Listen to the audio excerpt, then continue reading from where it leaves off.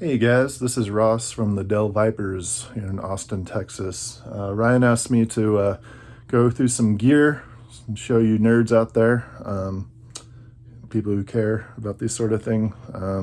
Just kind of go through some stuff we used on the new record here in my tiny little den area. Did a lot of recording in here, believe it or not. Let's see, some favorites. New record, used my old Farfisa quite a bit on it. I suck at piano, I'm not great, so I put some note stickers on there, don't tell anyone.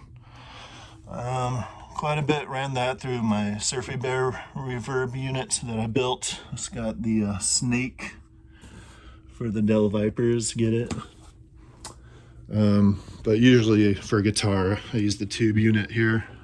It's just a reissue, but this one sounds great. I've had a few, and this one, for some reason, sounds better than the others. A lot of rhythm guitar was done on this little Supra with the 8-inch speaker. I love these little amps. This one, the Delta King 8, is a newer one that sounds great. I get some crunch to it. Main guitar amp would be this 62 Blonde Bassman for that surfy tone. Got the Tone Ring 115 cab with the JBL 130F. Let's see, Silvertone 1484. I didn't use that a whole lot on the record, but it's there. And let's see, this Super Thunderbolt reissue was used a little bit. Same with the Silvertone 1484 guitar. With the silver foil pickups, sound great. Also used AC30 quite a bit. I love the Vox AC30. This is a hand-wired reissue one. I wish I had a 60s one, but I don't. But this is great at lower volumes when the wife's trying to get work done and I'm trying to record. Let's see. Guitars, mostly I'm a Jazzmaster guy. I fought it off for so long because so many people use Jazzmasters, but here I am. I got like 5 of them. And Scythe Guitars is building me one right now, so I'm stoked to get that later in the year. These are the Troy Van Leeuwen from Queens of the Stone Age models. I have both of them. They're great. I love the necks on them. Let's see. This is a 1970 Mosrite Ventures model. They got a little bit wider headstock when they got into the 70s.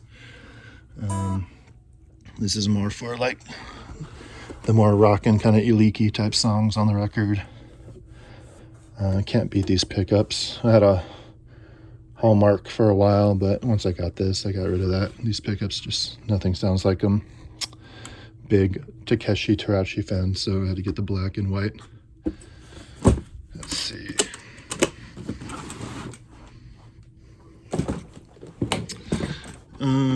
I've been playing Tellys most of my life. I love Tellys. And I got this not too long ago. It's a G&L ASAT from the mid-90s when they were still built in Fullerton. These pickups are fantastic. This is pretty much everything I always wanted a Telly to be. Best neck, best pickups. Like, these bridges are just so much cooler than normal Telly bridges. So that got a lot of use on the record, actually, for rhythm guitar parts. And let's see. What do you think, Rat Think? Oh yeah. Moog Grandmother, I got a few years back. Ended up on the record quite a bit on some of the weirder songs. There's a lot of oscillations and synthy bass grit coming from that. Live, I use most of these pedals. Echoplex is great. The organ machine comes in great as a 3-piece, trying to fill out when we need to fill out the sound a bit on stage. Some of those overdub parts with the organ on the records I'm able to do as a 3-piece with that.